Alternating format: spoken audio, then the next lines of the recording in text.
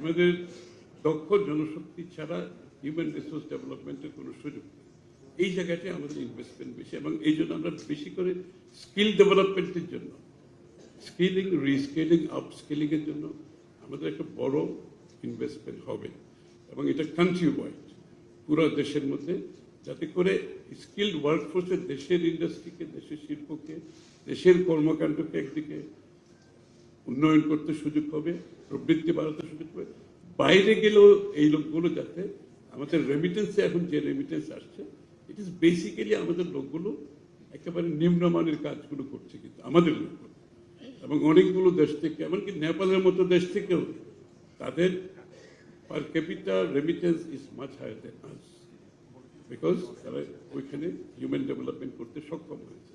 বাংলাদেশের আরেকটা প্রবলেম হচ্ছে আমাদের এমপ্লয়মেন্ট, আমাদের ইকোনমিক অ্যাক্টিভিটিসের মধ্যে, যে যেটা বলছি, যে প্রজেক্টে যদি এমপ্লয়মেন্ট ক্রিয়েট না করে, jobless growth again has been, আমরা বিগত দিন দেখেছি গ্রোথের কথা বলছে, but jobless growth, job create করে নেয় না, কারণ ওইরকম প্রজেক্ট করলে তো জব ক্রিয়েট হবে না। যেখানে আমার নিজের ইন্টারেস্টের জন্য, দুর্নীতির জন্য, পার্সোনাল ইন্টারেস্টে আমি যদি প্রজেক্ট করি, তো গ্রোথও হবে, গ্রোথ হলেও জবলেস গ্রোথ হবে, আর ওই গ্রোথ সাস্টেইনেবল না। এটা তো আমরা দেখতে পাচ্ছি এখন কোথায় আমরা গিয়ে দাঁড়িয়েছি। এখন কর্মসংস্থান একটা আমাদের বড় বড় টার্গেট হচ্ছে, একটা কর্মসংস্থান up to 1 crore within next 5, 6, 7 years। আমাদের 5 years-এর মধ্যে করতে হবে, বাট আমরা আরো টার্গেট শর্ট করে আমাকে চেষ্টা করছি 2 বছরের মধ্যে 1 কোটি job creation. Not an easy target. আমাকে অনেকে বলে, সবাই it is very ambitious programme. আমি তাদের উত্তরে বলি, you bet, it is ambitious, but we are ambitious. I can tell you, we are ambitious.